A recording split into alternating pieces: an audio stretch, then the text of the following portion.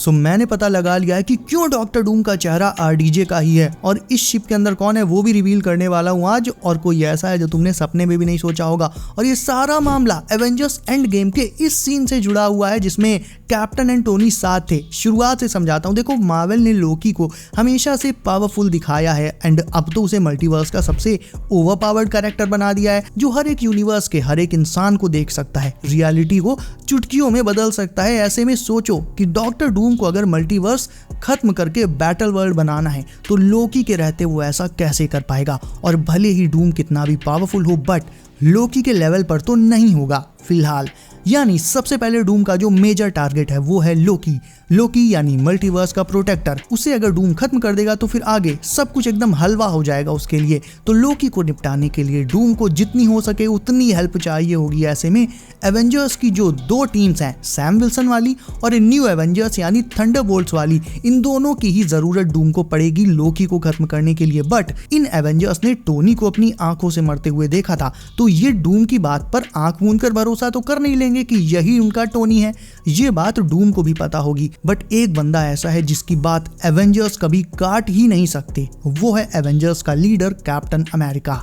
अब कैप्टन ने हमेशा एवेंजर्स को लीड किया है और उसकी सच्चाई वाली इमेज पर कभी कोई दाग नहीं लगा। सो आई थिंक डूम सबसे पहले ओजी कैप्टन यानी क्रिस इवांस के कैप को अपनी टीम में शामिल करने जाएगा। अब अपनी प्रेजेंट टाइमलाइन में तो ओल्ड मैन रॉजर्स है और है भी या नहीं कहाँ है उसका कोई अता पता नहीं है। सो डूम कैप के पास उस पॉइंट पर जाएगा जब वो पैगी के साथ रह रहा होगा। और डूम इसी पॉइंट पर क्यों आया इसका भी एक रीजन है, वो भी आगे बताता हूँ, ताकि वो कैप्टन को इजीली मैनिपुलेट कर सके। क्योंकि इस पॉइंट पर कैप की पैगी से शादी हो चुकी होगी, मे बी किड्स भी होंगे, और एक आदमी सबसे ज्यादा अपनी फैमिली को नुकसान होने से डरता है। नौ डूम यहाँ आकर कैप से कहेगा कि तुम्हारा यूनिवर्स खतरे में है और खतरा है लोकी, क्योंकि मल्टीवर्स में अब वही सारी रियलिटीज को कंट्रोल कर रहा है। लोकी एक विलन है और वो तुम्हारी इस रियलिटी को मिटाने वाला है जिससे ये यूनिवर्स और तुम्हारी रियलिटी, तुम्हारी फैमिली ये सब खत्म हो जाएंगे। ये सब कहकर वो कैप्टन को डराएगा, उसे मैनिपुलेट करेगा। नाउ कैप्टन अगर अकेला होता तो वो और डीपली सोचता, चीजों को समझने की कोशिश करता। बट जैसा कि मैंने कहा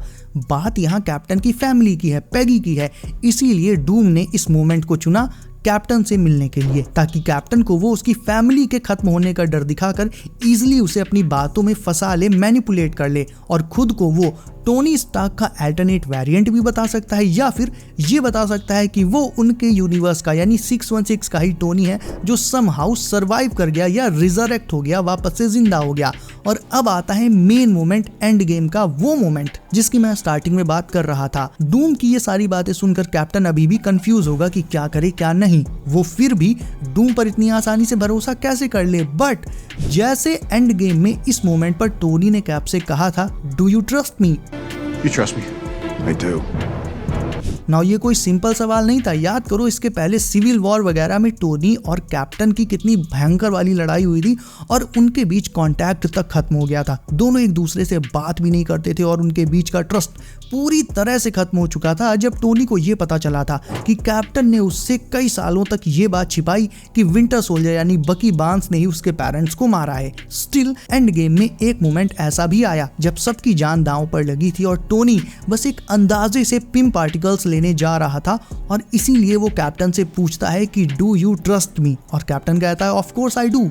यानी ये सीन सीधे सीधे ये दिखाता है कि कुछ भी हो जाए, सिचुएशन कितनी भी गलत या कंफ्यूजिंग या इम्पॉसिबल लगे, कैप्टन हमेशा टोनी पर भरोसा करेगा ही करेगा।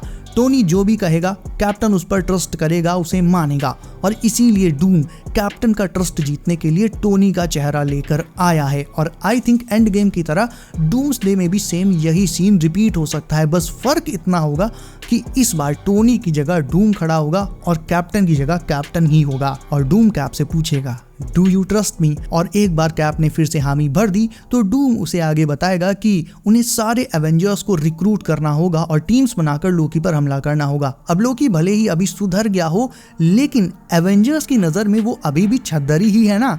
लास्ट टाइम जब वो टेसरैक्ट लेकर भागा था तो भी वो विलन ही था, और न्यूयॉर्क पर अटैक के टाइम भी विलन ही था, एसगार्ड पर भी विलन ही था। सुधरा तो वो TVA के अंदर आके पूरी तरह से, बट उसके सुधरने का और हीरो बनने की ये जो कहानी है ये किसी को नहीं पता, TVA वालों को छोड़कर। यानी अपने एवेंजर्स के लिए लोकी अभी भी एक मिस्चीवियस विलन ही है। तो लोकी पर वो वैसे ही हमेशा भड़के रहते हैं और डूम उन्हें और ज्यादा भड़का देगा ये सब बताकर कि क्योंकि लोकी 2012 वाला न्यूयॉर्क बैटल हार गया, सो उसने अब ना केवल 616 बल्कि मल्टीवर्स को, बहुत से यूनिवर्सेस को खत्म करने का प्लान बनाया है और वो इन सारे यूनिवर्सेस को डिस्ट्रॉय कर सकता है इंक्लूडिंग 616। उसके बाद डूम और कैप्टन अपने प्रेजेंट टाइम में वापस आएंगे, जहां वो सैम विल्सन की एवेंजर्स टीम और बकी की न्यू एवेंजर्स टीम से मिलेंगे। कैप्टन उन्हें ये सारी बातें बताएगा जो डूम ने उसे बताई हैं। अब क्योंकि सैम कैप्टन पर कभी शक कर ही नहीं सकता, तो वो और उसकी टीम इंस्टेंटली ये सारी बातें मान लेगी। सेम गोज विद बकी भी कैप्टन का बेस्ट फ्रेंड है, सो वो एंड उसकी टीम भी लोकी पर अटैक के लिए तुरंत तैयार हो जाएगी। यानी टोनी स्टार्क का फेस लगाने से डूम को इंस्टेंटली 2 ह्यूज एवेंजर्स टीम मिल गई अपने मिशन को कंप्लीट करने के लिए, प्लस खुद उसे कैप्टन का ट्रस्ट एंड सपोर्ट भी मिल गया जो हर जगह उसके काम आएगा।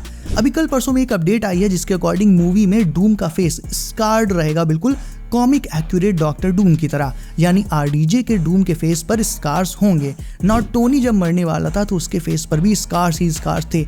ये चीज़ भी डूम के लिए काफ़ी पॉजिटिव हो जाती है, क्योंकि अगर वो स्टीव को ये बताता है कि वो उनका ही टोनी है जो समहाउ सरवाइव कर गया है, तो ये बात और भी बिलीवेबल हो जाएगी, क्योंकि इस टोनी की ही तरह डूम के चेहरे पर भी जलने के निशान होंगे। और टू बी ऑनेस्ट ऐसा होने के काफ़ी अच्छे खासे चांसेस भी हैं, बिकॉज एंड गेम के फाइनल सीन में हमें टोनी के फ्यूनरल में बस उसका आर्क रिएक्टर दिखाया गया, उसकी रियल बॉडी कहाँ है कहाँ नहीं ये अभी तक रिवील हुआ ही नहीं है। और आई थिंक शायद से मार्वल ने उसे इसीलिए नहीं दिखाया ताकि इन फ्यूचर अगर ज़रूरत पड़े और टोनी को रिजरेक्ट करना हो या उसका रिटर्न करना हो, ऐसा ही कुछ, तो बाद में हमें ये दिखाया जा सके कि फ्यूनरल तो बस ऐसे ही दिखाने के लिए था, एक्चुअल में टोनी की बॉडी को कुछ हीरोज सीक्रेट लोकेशन पर रखकर उसे बचाने या फिर रिजरेक्ट करने की कोशिश कर रहे थे। तो डूम एवेंजर्स की टीम और स्टीव रॉजर्स को लेकर लोकी पर अटैक करने निकल पड़ेगा। नाउ मैंने तुम्हें एक अपडेट में बताया था कि सारे हीरोज लोकी के पास नहीं जाएंगे, बल्कि एक टीम अर्थ 616 पर ही रुकेगी, क्योंकि लीडर ने सैम को वार्निंग दी थी कि दी अदर्स आ रहे हैं, दूसरी दुनिया के हीरोज आ रहे हैं, देखता हूं तुम अपनी दुनिया को उनसे कैसे बचा पाते हो। यानी सैम कुछ हीरोज को अर्थ 616 पर रोक देगा इन केस अगर कोई और टीम आकर यहाँ पर अटैक कर देती है इनकर्जन के चलते, तो उसे हैंडल करने के लिए। अब हमें ये तो पता ही है कि मोनिका जो अर्थ 10005 यानी एक्समैन के यूनिवर्स में फंसी हुई है, तो उसके वहां जाने से एक इनकर्जन 616 और 10005 के बीच भी हुआ है, राइट। और इस बात का पता बीस्ट ने द मार्वल्स के पोस्ट क्रेडिट सीन में ऑलमोस्ट लगा ही लिया था। यानी एक्समैन के सामने चॉइस ये है कि उन्हें अगर अपना यूनिवर्स बचाना है तो 616 को खत्म करना पड़ेगा। और आई थिंक इस शिप में और कोई नहीं बल्कि 10005 के एक्समैन ही हैं जो 616 पर अटैक करने आए हैं। इसीलिए ये शिप 828 के फैंटास्टिक फोर की शिप से टोटली डिफरेंट है, क्योंकि ये शिप 828 की है ही नहीं बल्कि 10005 के फैंटास्टिक फोर की है जो एक्समैन को लेकर 616 पर अटैक करने आए हैं। जो र्यूमर्स सुनने में आ रही थी कि डूम्सडे में हमें काउंसिल ऑफ रीड भी देखने को मिलेगी, वो भी इस थ्योरी के हिसाब से परफेक्टली फिट बैठती है, क्योंकि एक और फैंटास्टिक फोर टीम इस शिप में भी है। अब इस पॉइंट पर जब ये शिप 616 में पहुंचेगी तब तक most of the heroes Doom और स्टीव के साथ लोकी को मारने जा चुके होंगे, और जो बचे कुचे होंगे वो इन एक्समैन से मिलेंगे। अब आई थिंक यहाँ पर हमें एक एवेंजर्स वर्सेस एक्समैन बैटल देखने को मिल सकता है।